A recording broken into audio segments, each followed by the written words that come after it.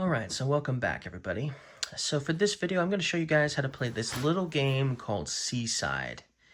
Now the object of this little game called Seaside is that we want to be the player that gets the most of these tokens, okay? The player who basically has the most of these at the end of the game is going to win. Now, not all of these can be just simply gained into your play area when you see them. So let me explain how the game is going to work. Each player is going to take a turn taking one of these out of the bag. So let's do that. And then, secretly, they will look at what it is. And they're double-sided, and they have different stuff on each side. They can decide which one they want to play. Now, if I was to play this sandpiper, which is a bird, a shorebird, that eats insects in the wet sand, if I was to take this and play it immediately, I could do that. But then that would be it, and that would be it. Now, the reason why that would be it is this sandpiper actually interacts with these isopods. And when you play a sandpiper, you can take as many isopods from the sea as you want. So if I was to play this isopod instead, what would happen is I would just simply place the isopod into the sea here. And then any token that you place into the sea means you get an additional turn. So that's cool. So every time you place these into the sea, these blue ones, you're just going to take turn after turn until you take one that is white, that has a white side, which means it goes into your sea side. So for instance, I could play this isopod into the sea and take another turn. So let's go ahead and do that. Okay, so the next one is the rock habitat. It interacts with crabs. And on this side, we have a crab. If I was to put the crab into the sea, I would be able to take another turn. That's cool, right? So I could do that. So let's do that. Or, yes, let's do that. Let's go ahead and place this crab into the sea and take an additional turn. Okay, so we have another isopod here, and it's got a crab on the other side. I'm going to decide to put it on the isopod spot and take another turn. Okay, now we have a beach and we have a sandpiper. So you know what I'm going to do? I'm going to go ahead and place this sandpiper into my seaside, which is this white area. Okay, now when you play a sandpiper, you can take as many isopods as you want from the sea. You do not even have to take any of them if you don't want to, but you can take many as you want, or all of them is fine. Okay, so I'm going to go ahead and take both of these and create a stack of 3 with these. Now, for future reference, if I was to take more sandpipers, I certainly could, forming another stack. So let's say we had another isopod here, and we had another isopod here, and let's say we had another isopod here, okay? Oh, and let's just say I already have a sandpiper. Let's say I placed this sandpiper earlier in the game, and I didn't take any isopods. So let's just say I had 2 stacks. If this was taken first, or but actually, never mind, we can't do that. So let's say if I had taken this one here, if I take this, when I have a stack that's bigger, I actually discard it. I cannot take a size that's smaller than a stack I have. So this is a stack of 3. This is a stack of 1. I would actually lose this. It would be discarded from the game. So you want to try to take even stacks. If you ever take, however, a stack that is bigger, so let's say I take this sandpiper here, and I take all 3 of these isopods and form a 4 stack. I can do that, but if I do that, the smaller stack is immediately discarded. Also, if I had, let's say I had, for instance, another stack of isopods and sandpipers, let's say I had 2 stacks of 3, and then I am at a stack of 4. Even though I have 2 stacks here, by taking a bigger stack, it means I lose all of these. Ouch.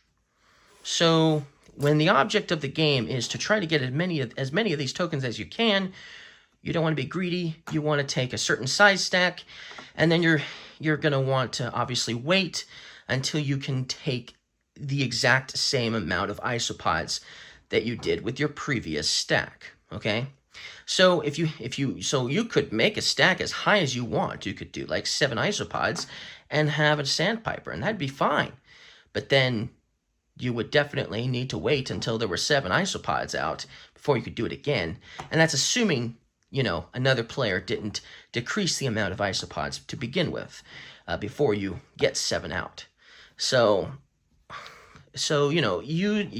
basically you do want to take a nice little stack of isopods when you can, but you obviously aren't always going to be able to make the same size, because if it's big, players might take the smaller stacks, making it almost impossible for you to make another stack of the same size.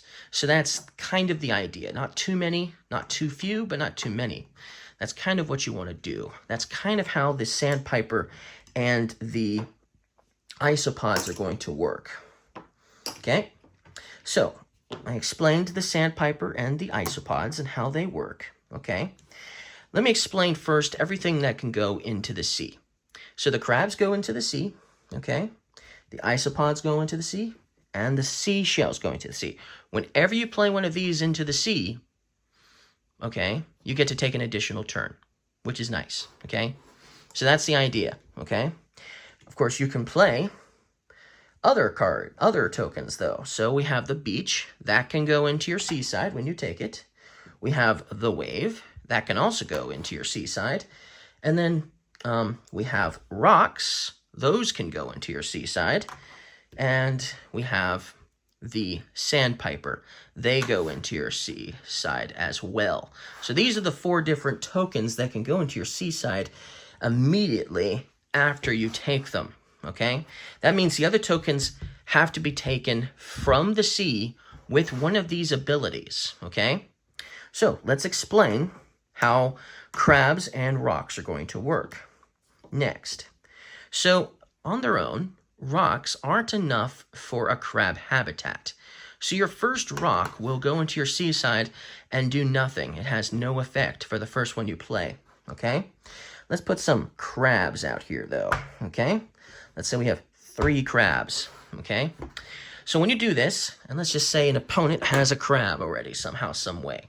Yes, they would have to have a rock habitat, so let's put one out. So let's say I decide to build my second rock habitat. That now allows me to take all crabs from the sea and a crab from an opponent. So I can take all of these crabs and form a stack, and even steal this from an opponent of my choice, if they have a crab. Now, if they don't have a crab, you can still take crabs from the sea. They do not have to be in both locations. Of course, your opponents could have a crab, but there might not be any crabs here, but you could still take 1 crab from an opponent, even if there were no crabs in the sea, okay?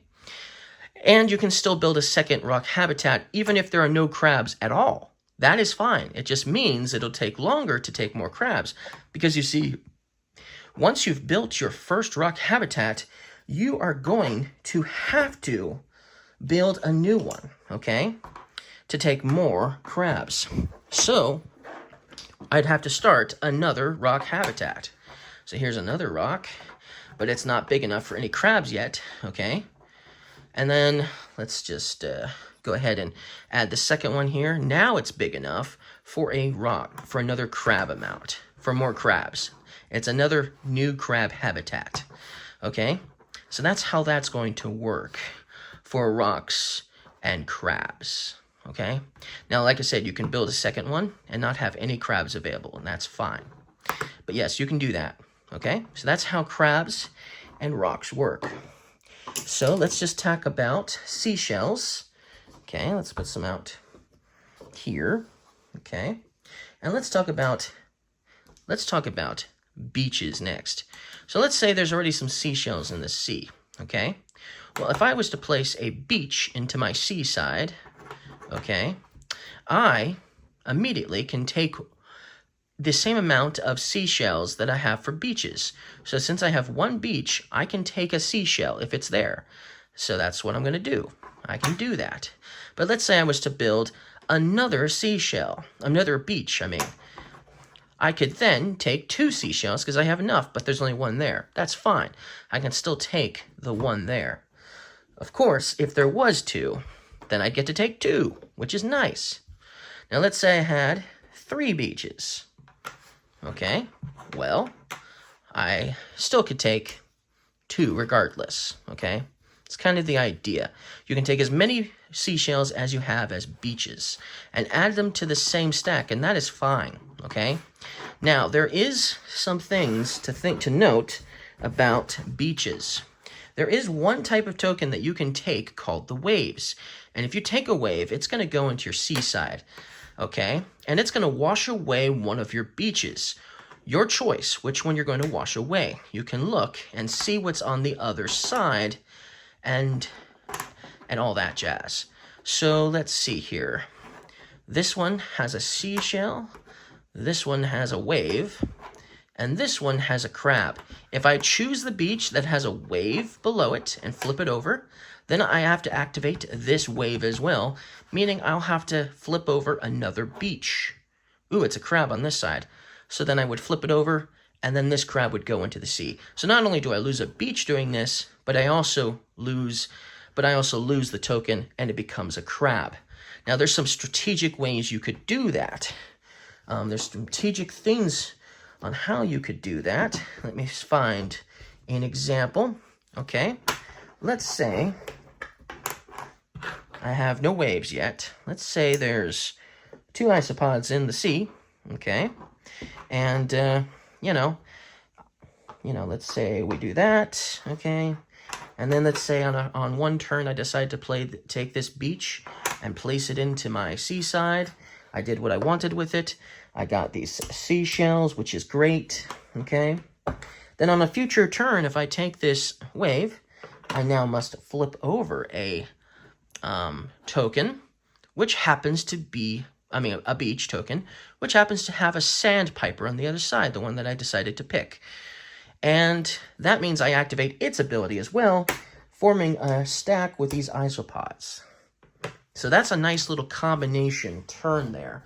You could potentially use the waves to your advantage so that you don't really lose anything and you actually gain even more tokens on the same turn. That's kind of how you want to do that. There's obviously other ways you could do that too. Now, the interesting thing about the waves is at the end of the game, okay, let's just say all of these are in the sea, okay, let's say I had a couple of waves here. Let me find some more waves. Oh, there's none there. Let me grab some from the bag. Hold on. Let's see here. What can I do? Oh, here's another wave. Let's say I got 3 waves now. Ooh, let's say player 1 had a wave. Okay. Let's say I had 3 waves. I have 3 waves. At the end of the game, the player who has the most waves, okay, the most of these, gets to take all of the rest of the tokens that are into the sea and add them to their seaside at the end of the game. So that's the disadvantage to having so many tokens in the sea. If some player has the most waves, they're going to get all those extra tokens. So watch out. So that could be a big help if one player is definitely running behind. So while the wave, like I said, seems like it's a bad thing because it erases one of your beaches and potentially you'll lose a token by gaining a token because of the wave, there is obviously an advantage to getting lots of waves. You could easily double the amount or more. You know, it's possible. So there's some strategic ideas here for sure. You could strategically focus on getting the most of these waves and hope there's still at least a few of these tokens in the sea to take at the end of the game. You could plan ahead and, you know, wait for a wave to wash away one of your beaches so you can get a sandpiper out and get a few extra tokens on the same turn thanks to that ability. You know, you can focus on building a rock habitat and, you know, trying to get as many crabs as you can with the crab habitats once it's big enough for crabs. You know, there's definitely some interesting choices and ideas.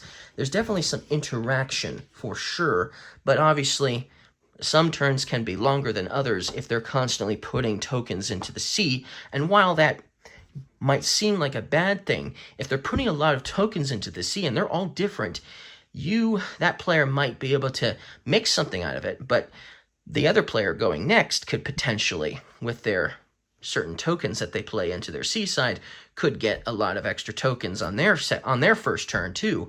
So it doesn't seem too long of a player's turn, and then it doesn't seem too unfair if that's the case.